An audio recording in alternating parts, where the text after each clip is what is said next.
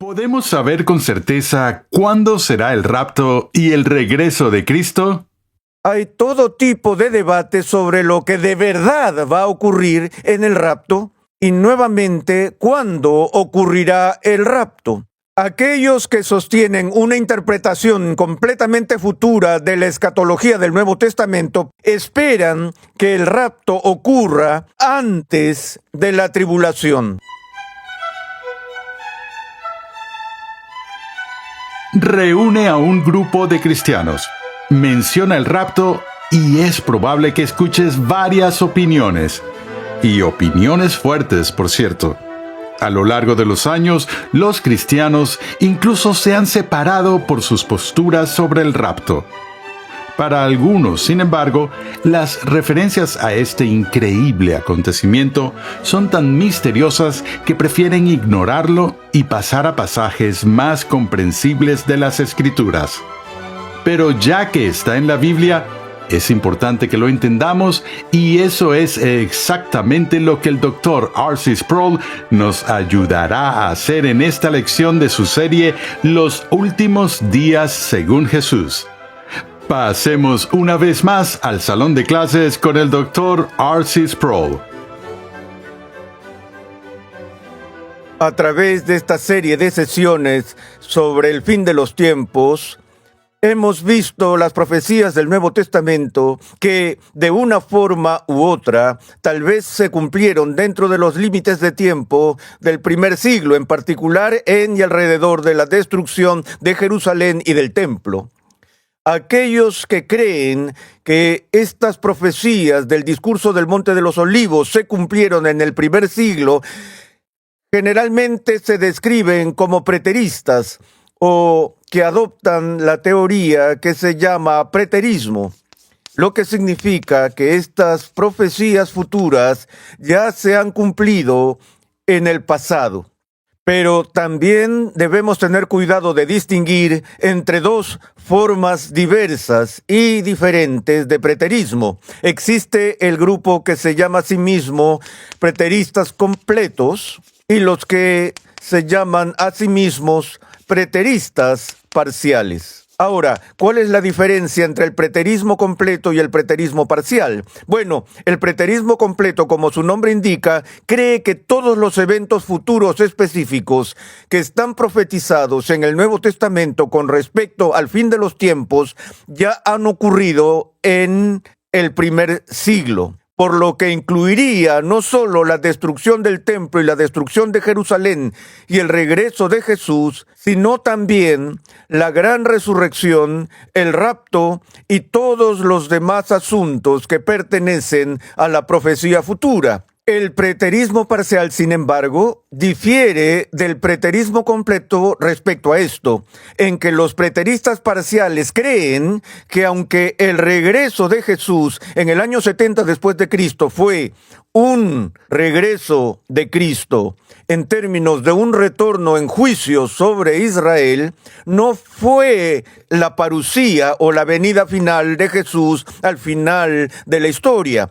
Los preteristas parciales dirían que Jesús vino en el año 70 después de Cristo al final de una era, es decir, la era judía, pero no al final de toda la historia. Que la destrucción de Jerusalén y la visitación de la ira de Dios sobre su pueblo fue un día importante del Señor, pero no el día final y consumado del Señor que aún está por ocurrir en el futuro. Pero lo más importante es la diferencia en la comprensión de la futura resurrección de los santos y el rapto y el juicio final que se predicen en el Nuevo Testamento. Veamos hoy, en primer lugar, la diferencia con respecto a la resurrección. Cuando vamos a 1 Corintios 15, donde tenemos la enseñanza más larga y compleja de Pablo con respecto a la resurrección de los cuerpos de los santos que participarán en el cuerpo glorificado de Cristo en semejanza a su resurrección, Pablo concluye ese estudio en 1 Corintios 15 con esta enseñanza empezando en el versículo 50. Esto digo, hermanos, que la carne y la sangre no pueden heredar el reino de Dios, ni lo que se corrompe hereda lo incorruptible. Así que les digo un misterio: no todos dormiremos, pero todos seremos transformados en un momento, en un abrir y cerrar de ojos, a la trompeta final.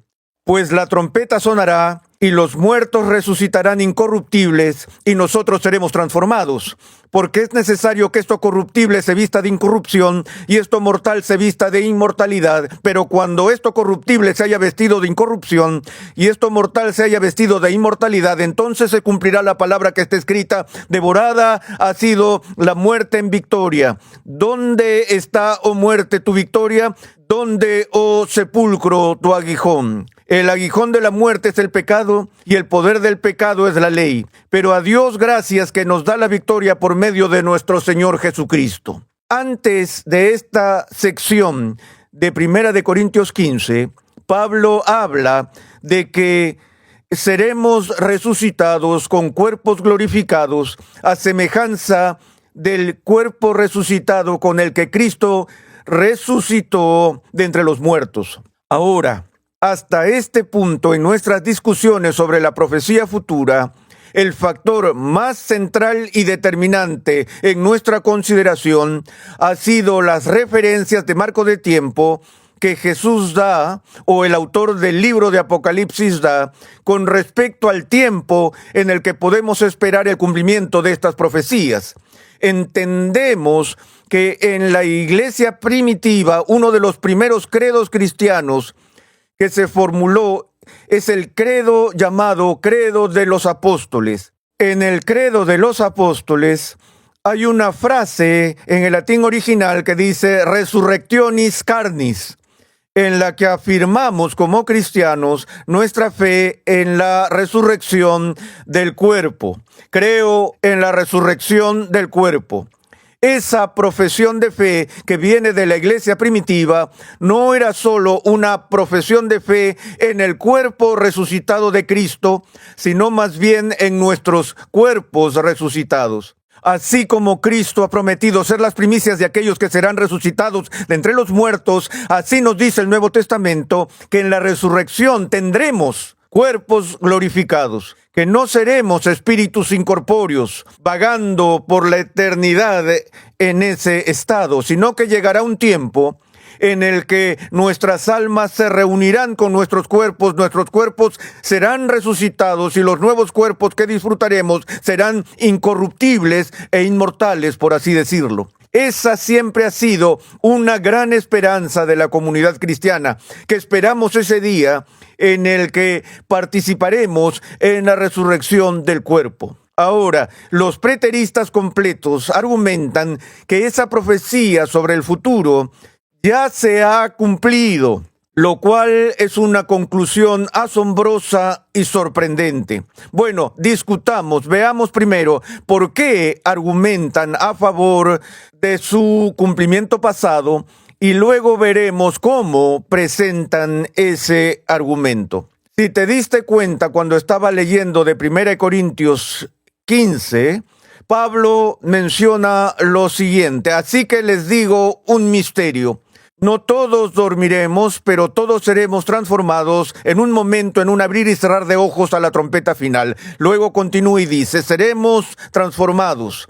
Vemos que en este texto, a diferencia del discurso del Monte de los Olivos, no hay referencias específicas, explícitas de marcos de tiempo.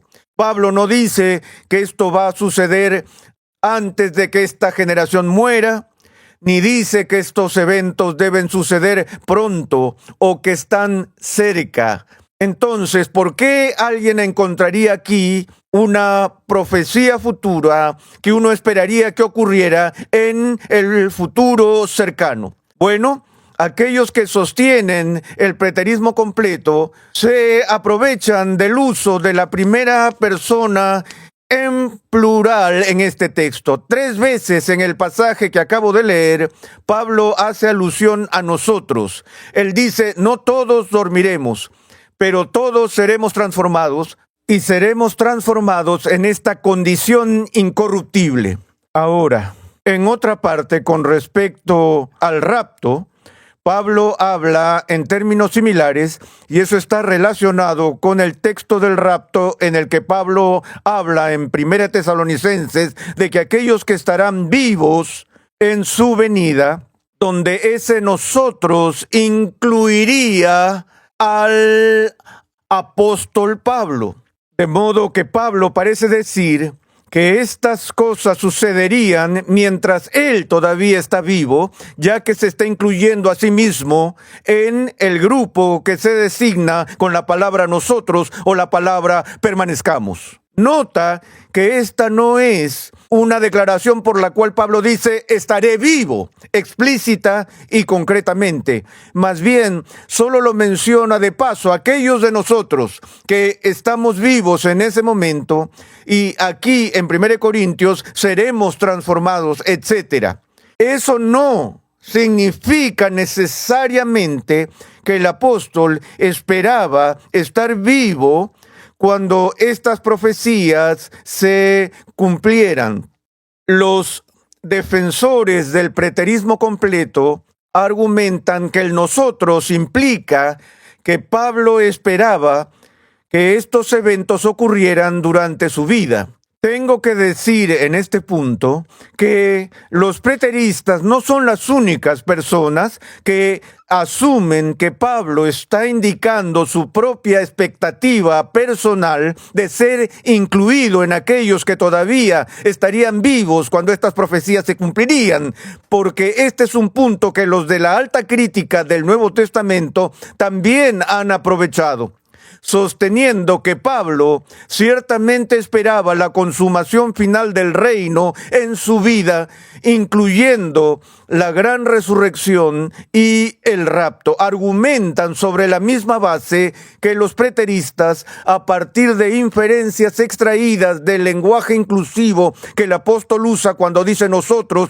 o nosotros los que estemos vivos. Pero estas palabras, de nuevo, no requieren necesariamente que asumamos que Pablo estaba tratando de comunicar a su gente que él personalmente estaría vivo, sino que estaba hablando a la comunidad cristiana, no solo a sus contemporáneos, sino a todo el cuerpo de Cristo desde ese día en adelante. Ciertamente, Pablo estaría incluido en la resurrección cuando sea que ocurriera, ya sea en el primer siglo o en el tercer milenio. Es decir, él todavía estaría incluido en el nosotros porque todos los creyentes participarán en la resurrección y todos participarán en el rapto.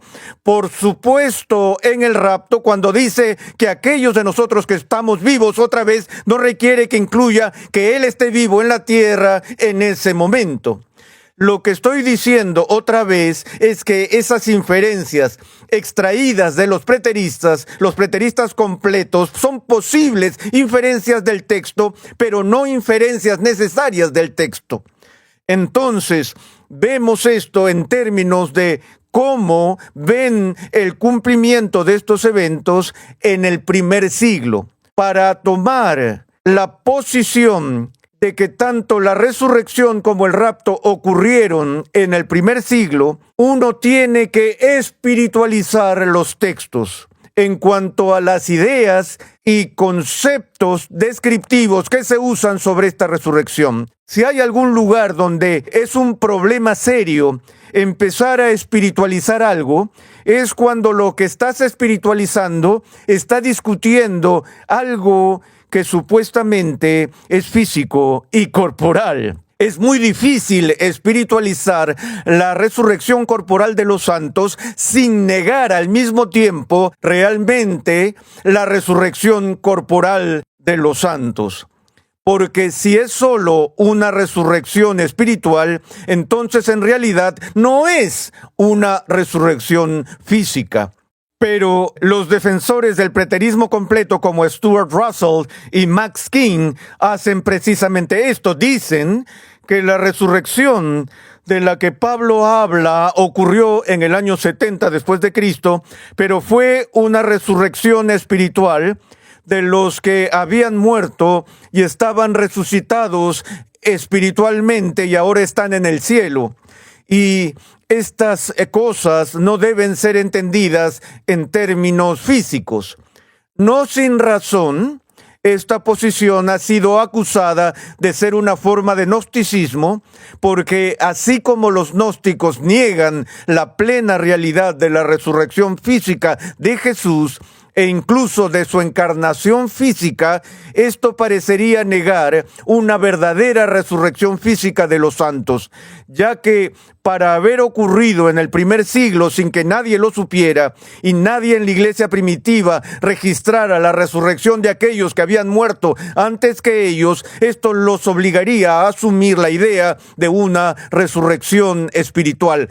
El mismo tipo de aspectos tenemos con respecto al manejo del rapto que Pablo describe en su carta a los tesalonicenses.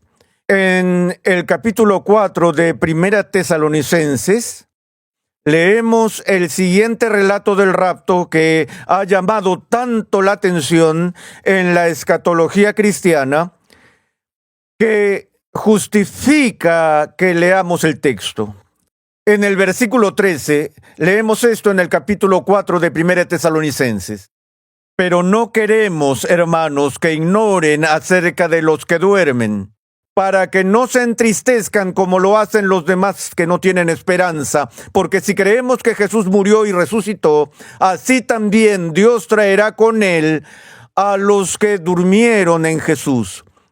Por lo cual les decimos esto por la palabra del Señor, que nosotros los que estemos vivos y que permanezcamos hasta la venida del Señor, no precederemos a los que durmieron.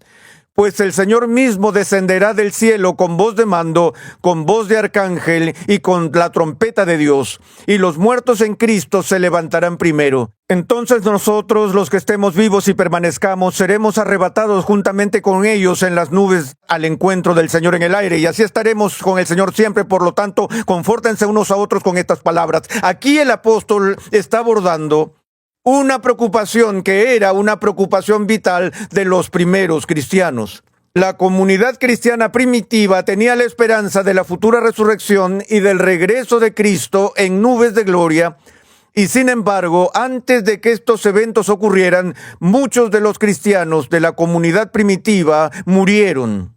Entonces la pregunta obvia que sus familiares se estaban haciendo era esta: ¿esto significa que nuestros parientes y nuestros amigos que han fallecido se perderán estos grandes eventos escatológicos que se nos han prometido?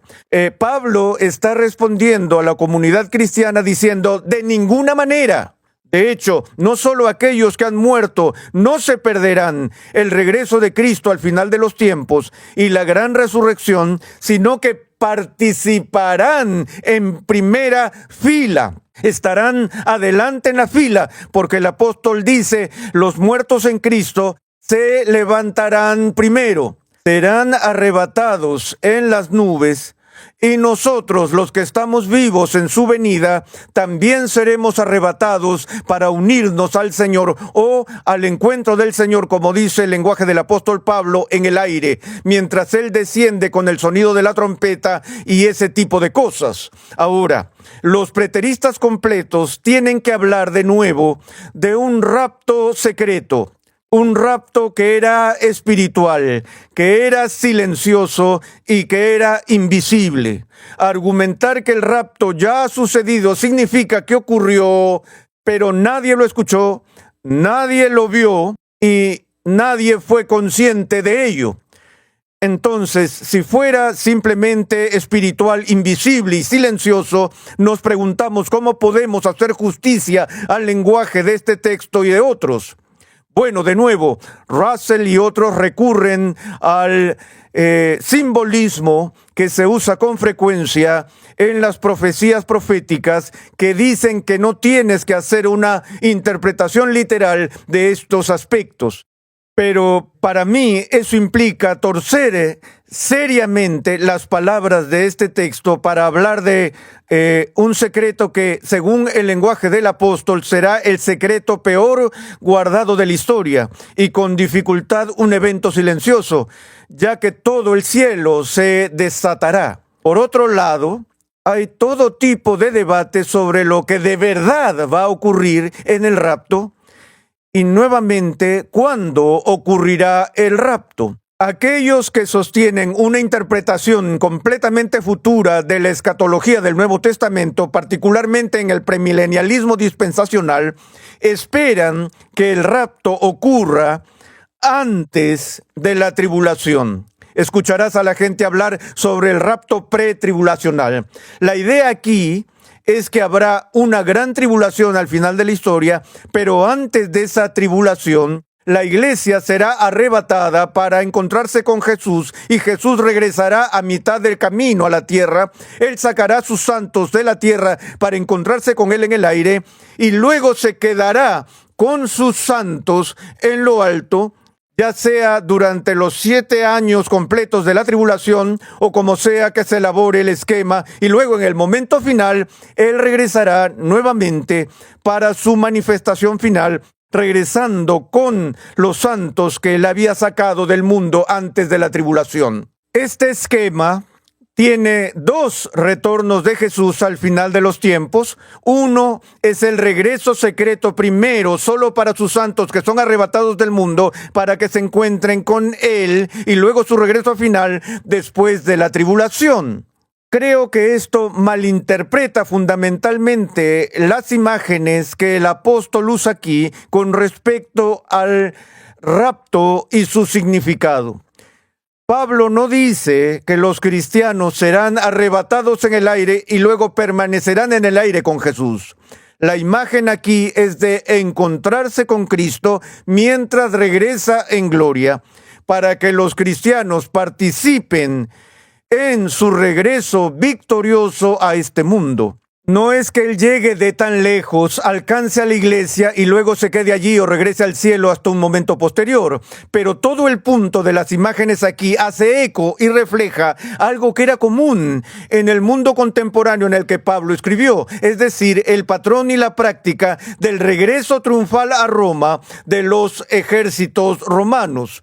Cada vez que los ejércitos romanos regresaban de una campaña, antes de entrar en la ciudad de Roma, acampaban fuera de la ciudad a menos de 1 kilómetro de la ciudad, y allí estaban todos los soldados más todos los cautivos que habían traído a casa de la guerra. Luego enviarían un mensajero al Senado para anunciar su llegada. Recuerda que llevaban las banderas de SPQR, el Senado y el pueblo de Roma, y eso daba tiempo para que los planificadores de la ciudad levantaran un arco de triunfo y decoraran la ciudad, así como lo haríamos con un homenaje nacional para héroes victoriosos. Esparcían guirnaldas con un aroma dulce por toda la ciudad para cubrir el olor de los esclavos y su hedor, etc.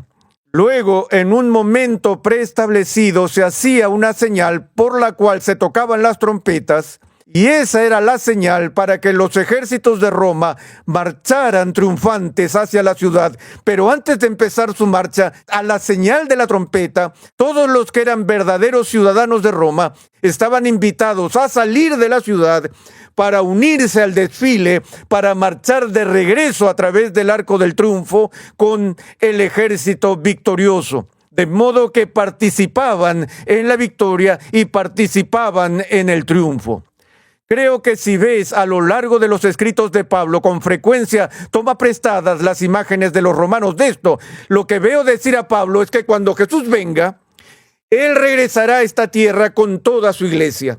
La iglesia será arrebatada para encontrarse con Él a medida que Él desciende, y entonces Él continuará descendiendo junto con todo su séquito de creyentes.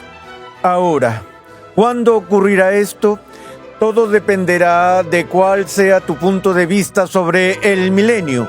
Eso lo veremos en nuestra próxima y última sesión.